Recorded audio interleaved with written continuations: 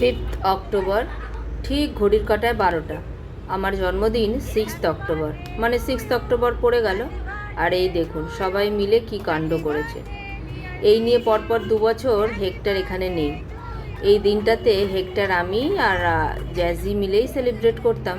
তো সে যেহেতু নেই, তাই ঘটা করে এইভাবে পালন করা হচ্ছে মিডনাইট একদম জন্মদিন।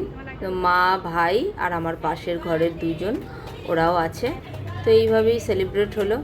থ্যাংক ইউ সবাইকে এইভাবে আমার বার্থডেটা সেলিব্রেট করার জন্য। আর জ্যাসলিনের ডান্স দেখুন, কেকটা ছিল ভীষণ ভালো, আমন্ডস আর হানির।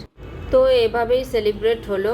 আর আপনাদেরও আমি প্রচুর বার্থডে উইশ পেয়েছি ফেসবুকের সমস্ত বন্ধুদের, সমস্ত গুড উইশারদের আমার তরফ থেকে অনেক অনেক ধন্যবাদ।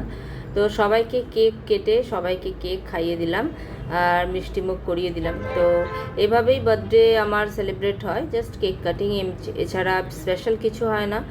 আর এসবের মধ্যে আমার স্পেশাল গিফট আমার মেয়ে আমাকে দিয়েছে, সেটা হলো নিজের হাতে তৈরি করা একটি গ্রিটিংস কার্ড। তো এই কার্ড তে লেখা ছিল happy birthday mamma, to the best mama in the world, I love you more than words can say. Happy birthday mama, God bless you.